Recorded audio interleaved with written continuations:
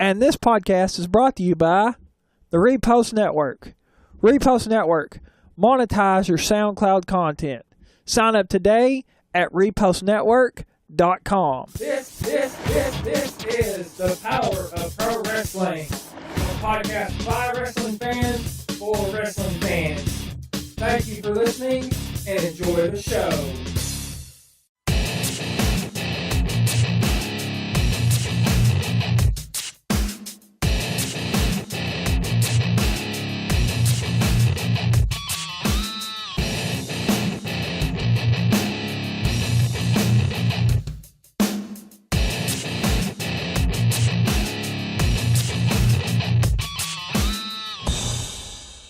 And welcome to the Power of Pro Wrestling, the podcast by wrestling fans for wrestling fans. This is Robert Red, and I'm going to be joined today by my friend Bradley. How you doing, Brad? I'm great, man. How are you?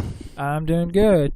Well, on this episode, we're going to be talking about our top 5 moments in the world of professional wrestling. We're going to go outside the ropes with 5 news stories. We're going to talk about kayfabe in wrestling. Does it still exist in 2015?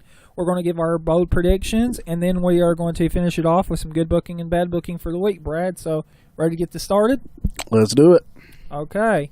And we're going to start with our top 5 moments of the week. So, you've prepared a list, so give me your number 5 moment of the week. My number 5 moment's going to be Jeff Jarrett and Bobby Roode having their showdown on Impact this last week. It was very simple, but it was cool. Jarrett wants his title back, and he was trying to stake claim of it, and there was that simple moment where Roode took his shirt off. Don't get excited, Red. But he took his shirt off, and it just showed that he was ready to fight. And then in an interesting turn of events, you had Karen Jarrett, kind of being the mediator, the peacekeeper, if you will, to keep them from actually going to blows right then, because, you know, we're going to handle this at Lethal Lockdown. I thought it was a cool moment, so that's my number 5. Okay, that's pretty good. Well, my number 5, we're going to stick with Impact Wrestling for me, and I put Chris Mordecki versus Drew Galloway in the Lumberjack match.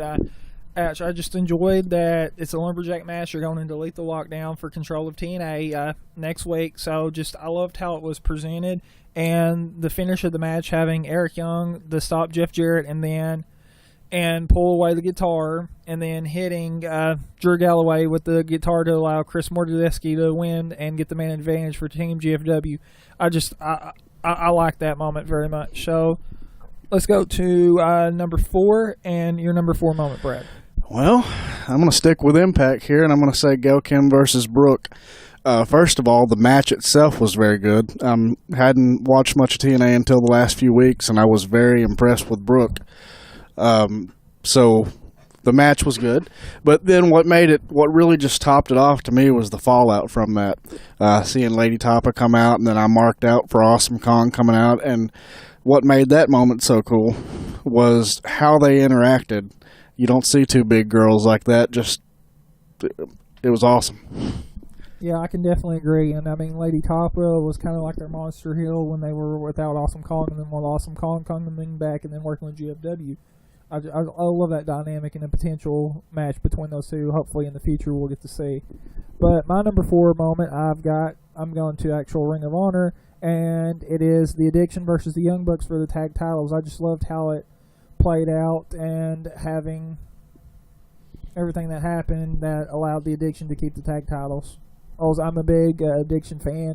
I enjoyed them when they were Bad Influence in TNA. I'm glad when they came to Ring of Honor they got the tag again, and I'm glad when they got the tag titles and they're still defending the tag titles. So I love everything about the Addiction, what they're doing. Like even Christopher Daniels has changed his name. He's no longer calling himself the Fallen Angel. He's the Almighty Christopher Daniels. So just everything about him and Kazarian, and then adding Chris Sabin in, I love it. So we're going to move on to your number 3 moment of the week, Brad, and tell us what your number 3 moment is. I'm going to piggyback on ROH there and say Jay Lethal versus Roderick Strong was a really good match. This was actually my first time seeing Roderick Strong. I had an image in my head that maybe he was going to look different. He actually looked like a regular Joe, which not that that's a bad thing. But they had a really good match, and I think Jay Lethal's finish is just awesome. So that's my number 3.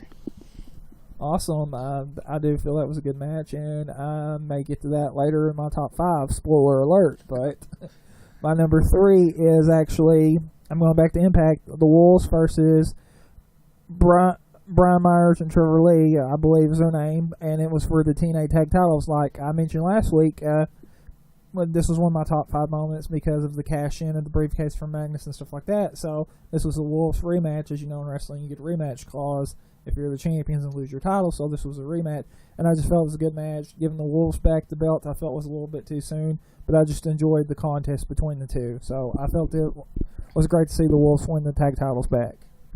I agree with you if that happened too soon. If I was booking this thing, I would have GFW have all the belts and have them keep them for a bit because that would just add a whole different dynamic. But, what do I know? I just watch wrestling. Yeah. I mean, that's something we definitely should have put in our good booking, like a book it segment. But we may do that if we have time. So I believe it is time for you to give us your number 2. My number 2 is going to be one from your list. It's the Addiction versus the Young Bucks. Sorry, I went blank on their name for a second. I'm about to be 80 years old.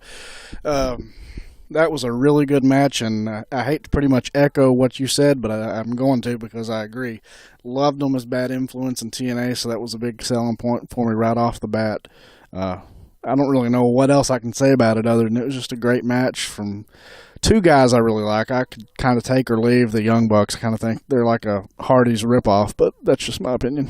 Yeah, and something that just came to mind that I remember that I forgot to mention when I was talking about them. I loved at the end how Nigel McGuinness came in because the Kingdom had kind of interfered in the match, and he said, I can't give the Young Bucks your match, Kingdom, but I can put them in the match, basically. So a triple threat match at All-Star Extravaganza, which I believe is next Friday, which is 1 week from the day of this recording. So that's something to look forward to. Oh, sorry. I was going to say, let me ask you the important question here first to make sure that I've got it right.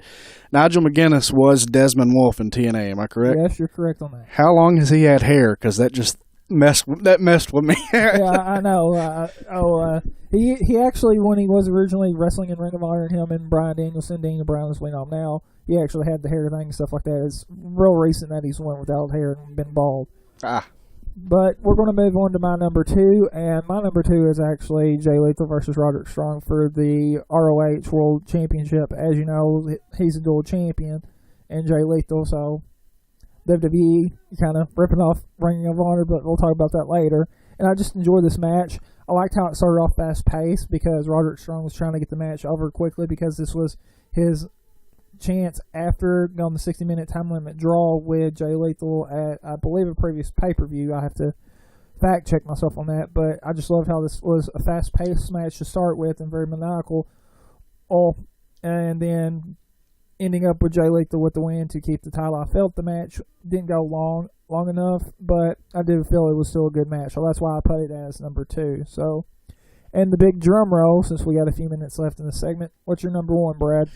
My number 1's probably going to surprise you. It surprised me, and I actually just put it on the list today because I had to bump something else off for it, so that tells you how good I thought it was, and that's going to be Bray Wyatt's promo from SmackDown.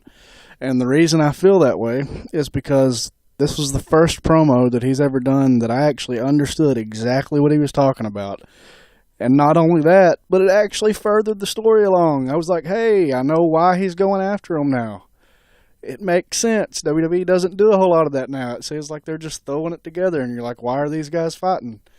There was actual story development there, and it was a good promo. That's my number 1 moment. Yeah, I actually am kind of surprised you put that as number 1. Hopefully my number 1 will not surprise you because they are awesome. They are awesome. And it is actually it's the New Day Seth Rollins backstage segment. That was just gold for me. Saying that was, like I mentioned, I did a live broadcast this past Monday, giving my Raw review with Cornbread. You can check it on my SoundCloud channel. Yeah, shameless plug. Yeah, shameless plug. I'm being a promo whore right now. But I loved everything the New Day did pretty much on Raw, and like their backstage segment, they were trying to cheer Seth Rollins up. And then having Edge and Christian, who were on the Stone Cold podcast later on after the show, come out and then kind of address Seth Rollins, and then the Dudley Boys coming out, and the whole interaction backstage was good. And then even the match later on, I believe 6-man tag where you had the primetime players with John Cena against the New Day and Seth Rollins, that was great too. So just the backstage interaction was great, and the moment what really made the moment was when Bubba Ray did the whole get the tables. That was just entertaining. And like when the New Day first came out, I wasn't a big fan of what they were doing or their work. But as time has gone on, I'm just finding them a lot more entertaining, and sometimes they are being the best part of Raw. So, well, I felt the same way, but I think the reason that I didn't care for them when they first came in is because I didn't understand what they were doing. And I've said this in my blog, which I'll plug at the end of the show, that they pretty much are doing Bo Dallas's gimmick better than Bo Dallas. That's I get it's the power of positivity, kind of like Bo Dallas. It is a very similar gimmick. Really, why I didn't like them at the beginning is because I was expecting a Black Militant group, if I can say that here, or like a new Nation of Domination, because that's what it was rumored to be. So when we got this whole preacher type religious gimmick, positively gimmick, I was kind of like confused. I'm like, what? And then so that's why I think a lot of people have had the backlash. But as they've gone on and just done like ridiculous stuff, like you'll have Big E just say booty, just randomly say words and stuff like that. So I find them a lot more entertaining. But if you remember, I don't even think it lasted maybe more than, I might be being generous when I say 2 weeks, but there was a time where they came out like what we thought that it was going to be. If you remember, Xavier Woods was in a suit, and they were very serious, and so that's where we thought the gimmick was going. Then they took them off TV for a little bit, and I was like, well, that's great. You know, this just started, and then they're gone, and then they come back with that. So it was a little bit of a shock for sure. Yeah, but to our listeners, give us your top 5 moments of the week. You can tweet them to me at Robert Red Jr., or you can post them on the SoundCloud channel in the comments below. But that's all the time we have for this segment, and we'll be back right after this. This is The Godfather, and you're listening to The Power of Pro Wrestling. Oh, yeah, podcast. And it's time for us to go outside the ropes on the Power of Pro Wrestling podcast. I'm still joined by Brad. And we're going to talk about 5 news stories that have happened in the world of professional wrestling this week. So I'm going to start with number 1. And it was announced earlier this week that WWE has signed, I believe she's a Japanese woman wrestler, Diva Kana. So I wanted to start this off, Brad, by asking, what are your thoughts of WWE signing Kana, and do you feel this will be a good thing or a bad thing for the women's Divas division, NXT, general thoughts like that? So I'll let you start. Well, I'll be honest, I had never heard of her prior to the signing, but if I remember correctly, she's been in the business, 12 years? 12, 13 years, I believe, is what I've read. Something like that, and I guess I can say this, people of her culture tend to be great workers, and so just based on experience and where she comes from, I expect something good. Yeah, I can definitely agree. I can expect. There is a lot of hype surrounding her, kind of like there was with Hideo Itami, Finn Balor, and stuff like that. So I could see her being a good signing and stuff like that. Like you said, I don't know a whole lot about her. I'm not very familiar with her, so I need to do a little more reading up on her and maybe watch some of her matches to see how she'll be. But I do feel that she is a good signing for WWE. I do feel that she will help the women's division, stuff like that, because like we mentioned, she has 12, 13 years experience. She isn't like someone that just got pulled out, who's a model or something like that, who's fresh, who doesn't know anything about wrestling. She does have experience. So I do feel that will help NXT, the Divas division, hopefully in the future, because that seems to be the way WWE is going right now, is they're going to actual women's wrestling and stuff like that. So I do feel that she will be a good signing for the company. So, since we're speaking of Divas, it's going to bring us to the second news story. Paige and Alicia Fox, I believe, earlier this week were in a restaurant or bar or something like that, and apparently they had an altercation with a fan, and it caused them to get kicked out of said establishment. And so I wanted to get your thoughts, Bradley, on this. First of all, like your thoughts on the situation, stuff like that, and then second of all, do you feel this is going to impact Paige and Alicia Fox negatively in any way, maybe in the future, or stuff like that? So I'll let you take it away from here. Well, from what I read, there was some debate over whether or not that was a shoot, to use a wrestling term, or if it was something that they did for Total Divas, because I think there was conflicting reports as to whether or not the cameras with E were in town. But let's just err on the side of it was a shoot. that they really got mad at this lady or whoever it was and started throwing drinks and made fools of himself. Very stupid. Very stupid. No excuse for it. And I'm not in their position, so I don't know what it's like to be hounded by people when I'm just out trying to chill. But that's the life you chose, and you got to be able to conduct yourself accordingly, even if somebody's getting on your nerves. That's how I feel about it. Okay, well, do you feel like they're going to get any repercussions from said incident? I doubt it. You doubt it? Okay. Well, I mean, I definitely agree with you. Like, being a celebrity and in the public eye, like they are in a celebrity, it is kind of hard, I guess, to just sit down and just chill and not want to be bothered. Because with you being in the public eye, people want to see you and stuff like that. Because it's not very often you're going to see a celebrity necessarily out and in town, depending on where you're at. Like here in Jonesboro, obviously, we're not going to see a lot of celebrities. So when you see one, you're going to be kind of happy and see them and stuff like that. And like you did say, to piggyback off what you said, they do need to conduct themselves in such a manner that is becoming of, trying to find the right words, of an ambassador of WWE, if I can say it that way. And you have to behave yourself correctly. Now, I mean, they could potentially, something could happen to them. I don't know. Oh, I seriously doubt it. I hope nothing happens to them right now, considering they're such a big part or integral part of the Divas Revolution, and that could some way hinder the Divas Revolution from being successful. So hopefully they will not be punished in any way. So that's going to bring us to our third story, and there was a survey put out this week, as reported by a fan, and it was WWE was asking about pay-per-view start times, and they listed some different times for the pay-per-views that they might hold in the future. So I want to get your thoughts, Brad, on the survey. I mean, do you feel the WWE pay-per-views need to change times? Do you feel it's right? I mean, just kind of what your thoughts on this? I personally feel the time slot that they're in now is fine. I mean, it's worked for years. That being said, I wouldn't change it. But I don't care if they do either. I mean, I'm still going to watch. And with the I started to say nephew, must be thinking of my nephew, Botch, with the network being so easily accessible, even if you don't watch it as it's live, you always have that option to go back on the VOD and check it out. So, I don't see any reason to change it. Just to go back to my original point, I don't even see what the positive would be to moving it up.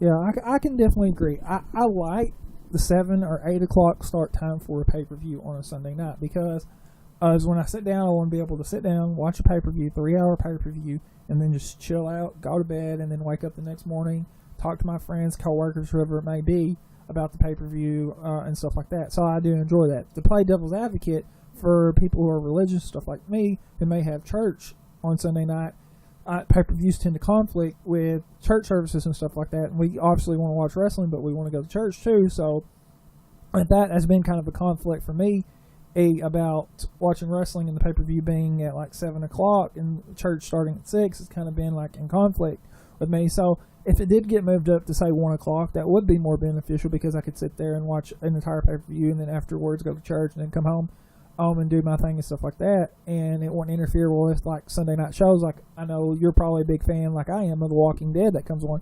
Oh yeah, on Sunday night. So I mean, with the pay-per-view not being on at 7 o'clock, that would help the conflict of not having to choose pay-per-view Walking Dead and stuff like that. But with the network, I do feel it is beneficial. Back in the day, when it was just a pay-per-view only business and we didn't have the network, it was an issue to where you couldn't necessarily, if you went and watched it at some local restaurant or establishment that showed it, you couldn't watch it again. But with the network and the video on demand service, and they put it up immediately after, or you can watch it anytime. So I mean, with the network, it doesn't really matter, I guess, the start time, because you can always watch it in delay. So that's kind of my thoughts on the pay-per-view. I'm okay with it being, like I said, at 7 or 8. It would work better to move it. But then again, I like being able, like I said, to just relax and chill and watch a pay-per-view, go to bed and talk about it. So if they were going to move it, I wouldn't move it up any more than maybe an hour. I wouldn't have a problem with it ending an hour earlier. But, I mean, why fix what's not broken? Yeah, that's true. I mean, like you mentioned, it's worked for a year, so I can agree with it saying at the 7 o'clock Central Standard Time start time. So, and we're going to move to our fourth news story. And Kurt Angle recently announced that after his contract expires at the end of the year with TNA, that he's not going to be re-signing. And he's going to take some time off, just kind of clear his head, not going to really take some bookings. He's actually going to be back to work TNA live event the day before Bound for Glory, which is October 3rd. And then he's expected to be at Bound for Glory. But at the end of his contract this year, he's expected not to come back for TNA. So, what's your thoughts on this, Brad, in terms of how will this impact TNA with him not re-signing? And second part, do you feel this will signal maybe a WWE return for Kurt Angle? First, I'll just say that I think Angle's done everything that Angle can do in the business over the last, 12, 13, 14 years. So I can't blame him for wanting to step away. As to whether him leaving is going to hurt TNA, I don't think so, because he didn't make that big of a difference when he came in, and I don't mean that as a jab at Angle. Angle is awesome, would go down easily in my list of top 20, maybe even top 10 of all time. But I feel like his best work was in WWE. I hope that this means that he'll come back. I don't know that he necessarily needs to wrestle at this point, because I think his body is pretty beat up, but it would be great from a nostalgia standpoint to see him come back, get a Hall of Fame induction, and yada, yada, yada. I mean, who don't want to see that? It would be great. Yeah, I can definitely agree. I mean, with TNA, like you did mention, I can agree with you on that he wasn't necessarily an integral part of TNA to where they're going to be hindered necessarily greatly by Kurt Angle leaving TNA, because you do have other stars. You're building Ethan Carter, you're building Drew Galloway, you're building a lot of your younger talent. You're not building the company necessarily around Kurt Angle anymore. So I don't think it's necessarily going to hurt TNA greatly. There is going to be, I guess, a small impact by not having Kurt Angle there and having a great technical wrestler, Olympic gold medalist of Wrestling Zone, as they tout him as being. So with that, there is going to be a little bit of injury to TNA, but it's not going to be significant damage, in my opinion. I am with you. I do want to see Kurt Angle in TNA, or come back to WWE, I should say, get in the Hall of Fame, but I'd like to see him wrestle, but not often, have like an Undertaker schedule to where it's only maybe 1-2 matches a year, because I think the fans would love to see if this guy can get himself back out of injury and stuff like that, a Daniel Bryan Kurt Angle match. That's, I think, a dream match for a lot of people. Would be amazing. That'd be amazing, and that'd be a great WrestleMania match if they could have it. So definitely, if Kurt Angle could come in and he's healthy and get Daniel Bryan back well and healthy, and have those two have a match would be great. So I'm hoping that we do have a WWE return. And to end off this segment, it has been reported that Naomi may be possibly replaced on Total Divas when its next season starts filming and airing by Tough Enough runner-up Amanda. So I kind of wanted to get your thoughts on this about Naomi being replaced for Amanda. I mean, do you feel Amanda's going to be a good fit for the show? Oh, do you feel Amanda needs to be brought in? Just kind of what are your thoughts, Brad, to end the segment off? Well, to answer your question, if I think she's going to be good for the show, let's just go back to Tough Enough and think about the quote-unquote character that she says that she was playing. To use the PG word, I'll just say the witch character. Yes, I think she's going to be good on Total Divas. She's going to add to the drama, and that's a good thing. And sorry, Amber, I love you if you hear this later, but Amanda's insanely hot, and of course we want to see that. So I was glad to hear that they're probably going to use her. That being said, Naomi getting bumped does kind of suck, because when I was actually watching the show, she was one of my favorite parts. She just seems like she's genuinely sweet, seems like a good person, and she was pretty funny. So in that aspect, it's kind of sucky. But yeah, I definitely agree. I am sad that if Naomi is going to be replaced, because I do love her on the show, because she did sometimes seem to be the voice of reason and stuff like that. And kind of like, if you remember early in what we've seen so far of Total Divas this season, being like the whole situation with Eva Marie and stuff like that, and she kind of was almost the voice of reason, or like a father figure and stuff like that. So I love Naomi, and like you mentioned, she does seem like she's a sweet, genuine person. So, it will be sadly missed if she does get off the show. But in terms of Amanda, like you did mention, with the character that she is playing, I'm sure she's going to have that Eva Marie heat on her when she comes in, kind of you don't deserve to be here yet. You haven't paid your dues. So, I mean, like you mentioned, for Total Divas bringing that drama to the show, that's what's going to make the show interesting. And to add that drama, especially with Eva Marie being on there, is going to make, I feel, the show better and get ratings higher. So, I can definitely see to where her being on there would be a good thing, although I will miss Naomi if she does replace Naomi. Red, I think we need to have a gender discussion. How can a woman be a father figure? Well, I mean, in the way, that she oversees things. I mean, she's a father figure. I know she's a woman. Maybe a parental figure? Well, parental figure, if that's a better word for you. There you go. But that's all the time we have for this segment. Tell us your thoughts on these news stories. You can tweet them to me at Robert Red Jr., or you can post them in the comments below, soundcloud.com/PPWP. We're going to take a short break, and we'll be back right after this. This is John Ray, and you're listening to the Power of Pro Wrestling Podcast. And we're back for the Power Pro Wrestling Podcast. It is now time for our discussion question. And this is going to be an interesting one, Bradley, because we're going to actually be talking about kayfabe. Now, I'm sure we're going to discuss what kayfabe is in this discussion, but kind of the question that I want to pose to you for the next few minutes, Bradley, is, does kayfabe exist in wrestling in 2015? Because a lot of my friends that work indies here and stuff like that I've talked to says kayfabe is dead. So I wanted to kind of get your opinion. Do you feel kayfabe is dead in wrestling in 2015? Well, first of all, who is this kayfabe and who does she wrestle for? I'm joking.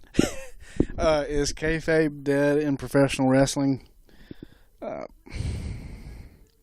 That's a hard one for me to answer. I immediately want to say no, because there's so much stuff out there on the internet, and we get to know these guys and gals on somewhat of a personal level, because you see some of the stupid crap that they do on Twitter and Instagram and Facebook and wherever it is that you follow them. And, we just talked about Total Divas in the last segment. Now, on that point, I know reality TV is not always realistic, but there's got to be some of their real personality in there. So if you look at all of that stuff, it would be easy to say kayfabe's dead. But when we are watching a show as a fan, I don't know about you, but I'm not sitting there thinking about, for instance, I'll say Kevin Owens, because he's my favorite right now. I'm not thinking about Kevin Owens, the guy at home. I'm thinking about Kevin Owens, the character. So yes and no would be my answer. I don't even know if I'm making any sense to you right now. My point is, they still go out there, they still play characters, they still want you to believe while you're watching the show that what you're seeing is real, just like any other TV show that you watch out there. Yeah, and I mean, I should, I guess, explain the whole concept of kayfabe, since we're talking about it, is making wrestling seem real when it's really not. And that's, back in the day, that's what, before it was exposed that it was a work and stuff like that, that's where wrestling, they tried to present it as real, although knowing it's fake. So a lot of my friends have said kayfabe is dead in this modern era, just for the simple fact of what you mentioned. Social media, stuff like that, because reality TV, social media, all this stuff has exposed people, and even Vince McMahon, and everyone's come out saying wrestling is a work. So a lot of people have said that kayfabe is dead, and that's kind of why I wanted to discuss this, because I feel kayfabe is not dead in wrestling in 2015. I just think it's taking a new form, and I'm going to explain why I do not feel it's dead. And I don't remember the quote from Jim Cornette. I'm going to quote Jim Cornette on this one. If you tell a fan that A is true, B is true, and C is true, well, when you veer off into work D, they're going to think A is true, B is true, C is true, so D may be true. Oh, and I'm going to point to why I say kayfabe is still alive in wrestling in 2015.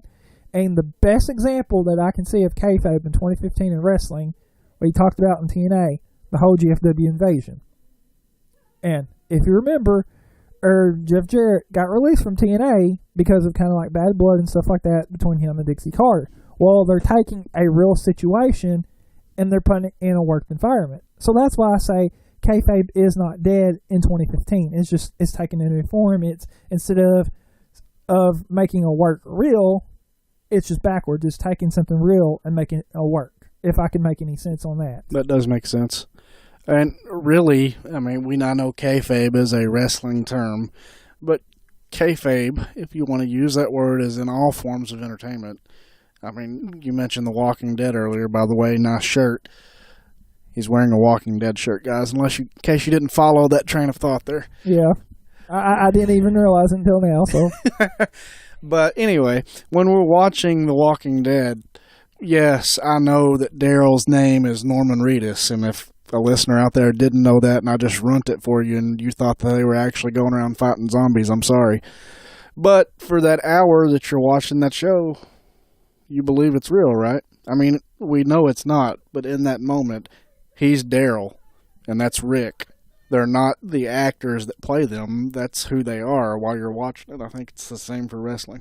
Yeah, it goes back to the suspension of disbelief. I mean, that's what we call it in wrestling, kayfabe, but it's the suspension of disbelief, suspending our disbelief that we know that it's work, but we're taking it as real. Like you mentioned, Andrew Lincoln and Norman Reedus, we don't know them as Andrew Lincoln and Norman Reedus. We know them as Rick and Daryl. We know them as their character and stuff like that. So, I mean, kayfabe, like you did mention, does exist in all forms of entertainment. It's not called kayfabe and stuff like that. We just call it suspension of disbelief. So, like I said, kayfabe still exists in wrestling in 2015, but I'm glad we took the discussion a little bit farther. So, I want to get your guys' thoughts.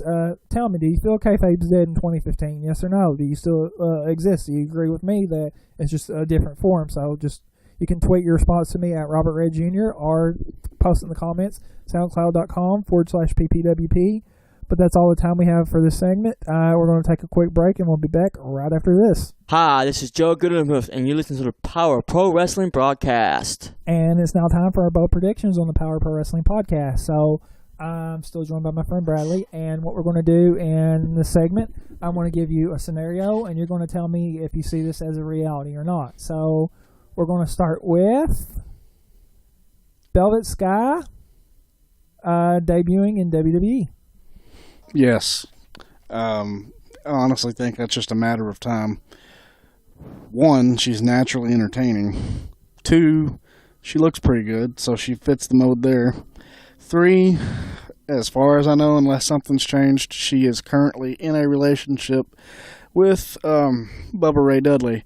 So those 3 things together, I see no reason why she wouldn't end up in WWE.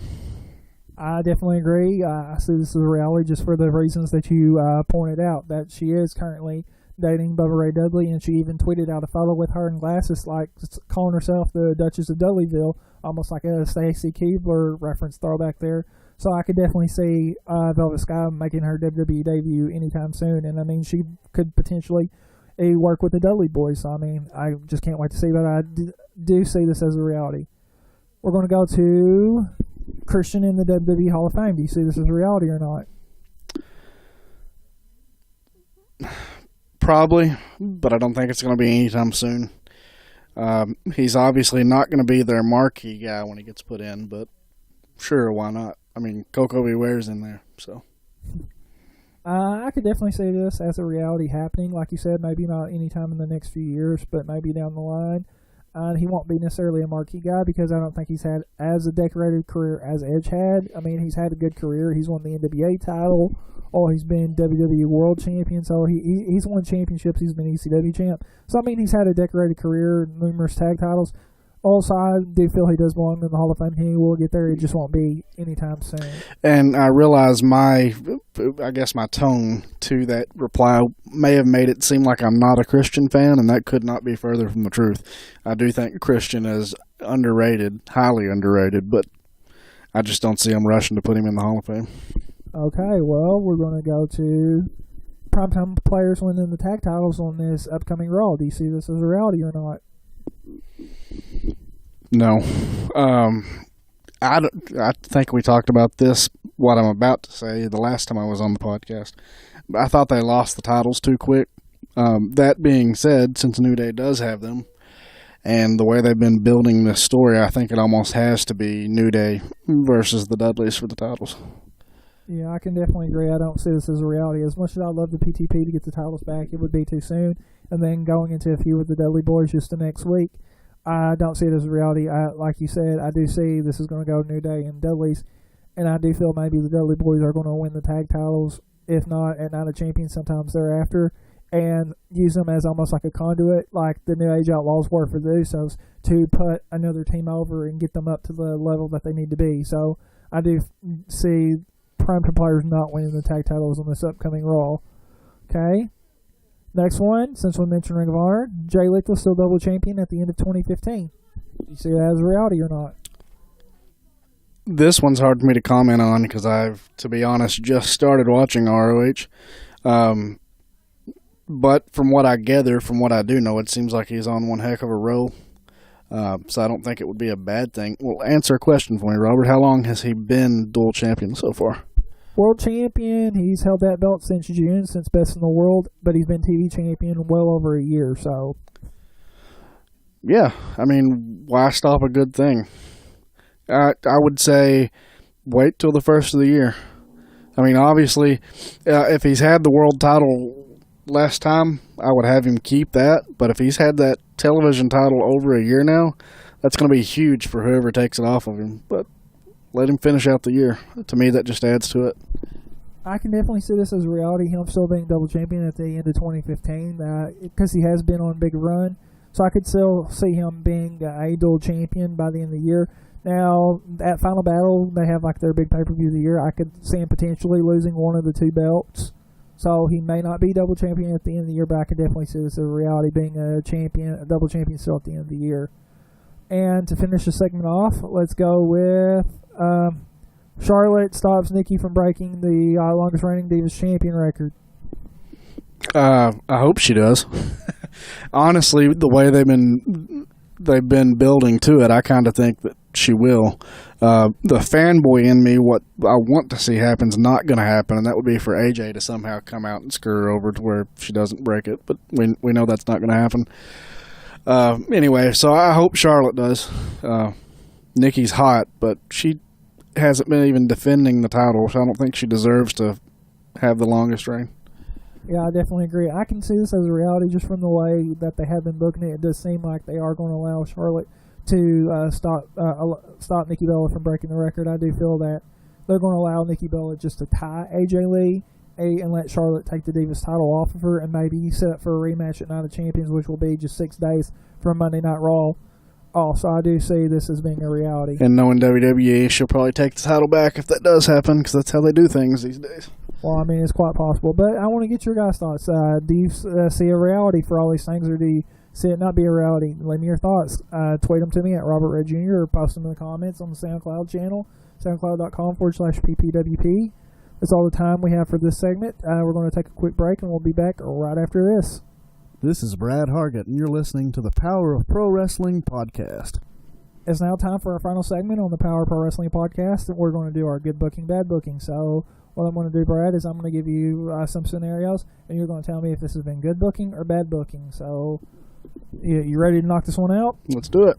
Okay, so I'm going to start with Primetime Players Cena versus New Day and Rollins.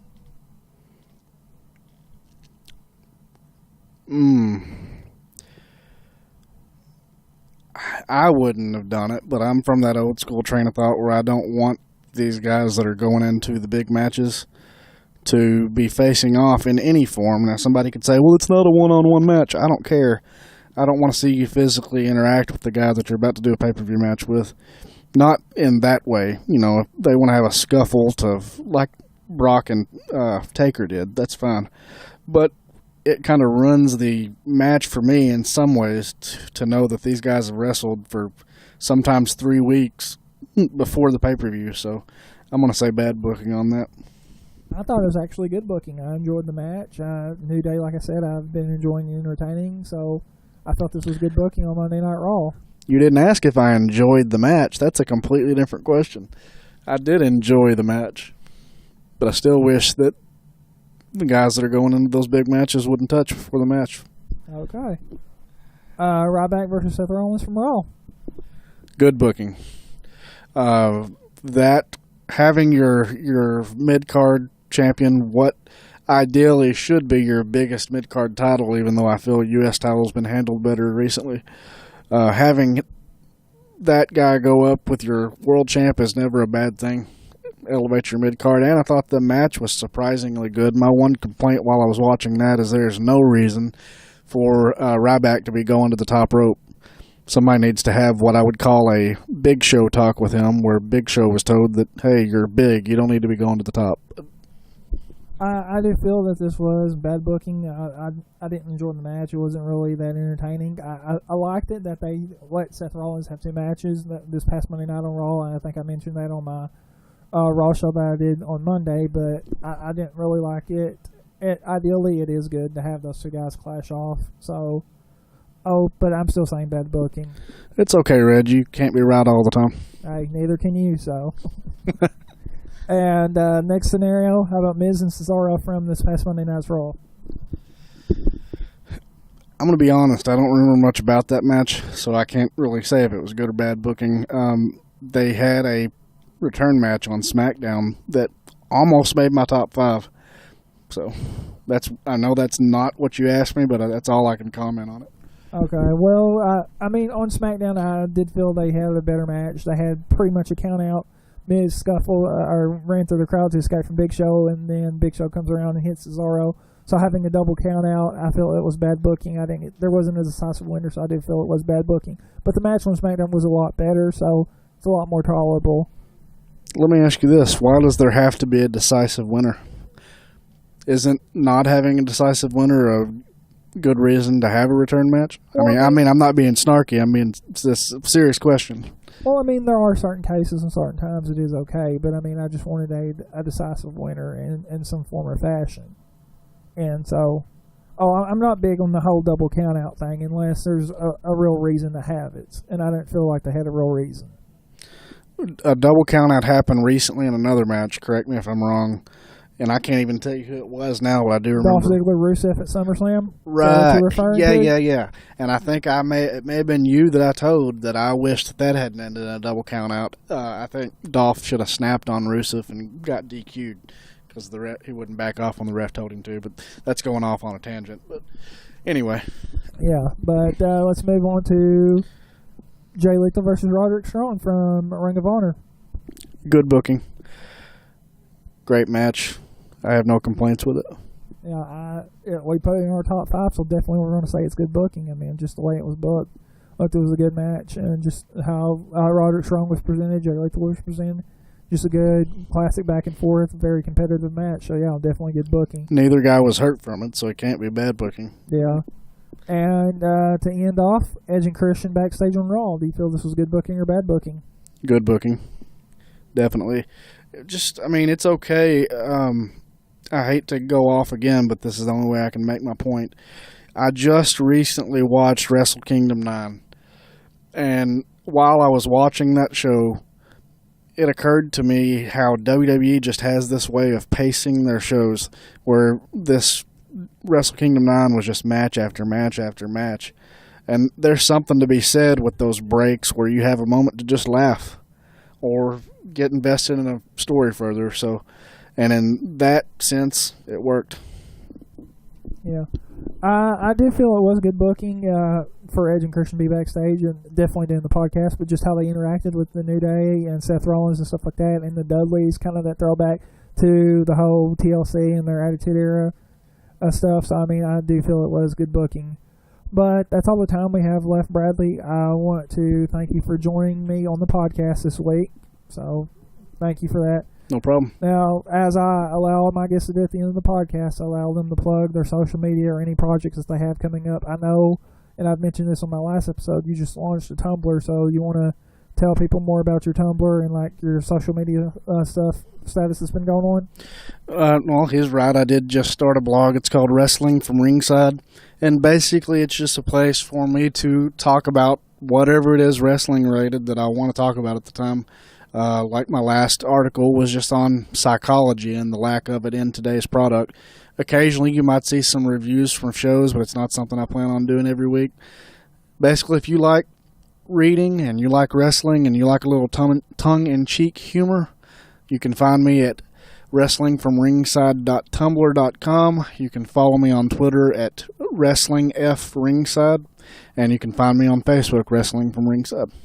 Okay, that's awesome. And I I know you've done a blog for me, talking about TNA Impact. Hopefully, I can get you to do more of those for me if you have time. I know you may not have time now if you got the Tumblr, but I've launched a WordPress blog that's ppwppodcast.wordpress.com, where the shows are going to be posted. A lot of other content's going to be on there, blogs like that. The blog you did for me, I believe, is going to get posted here really soon, and just more stuff is going to be on there. Also, I'm starting doing live reviews. I'm either going to do pay-per-view or Monday Night Raw. This coming up Monday, a post-Raw recap show I'm going to try to do. If you do want to be a part of that, you can Skype me, robert.red.35. You can Skype me during the show. We can talk wrestling. I'll put you live on the air. And you can go ppwp.caster.fm to listen to us live for the podcast if we broadcast live, or for the Monday night show, so you can check us out then. But once again, thank you, Bradley, for joining me. This has been Robert Red for the Power Pro Wrestling Podcast, and we'll see you guys later.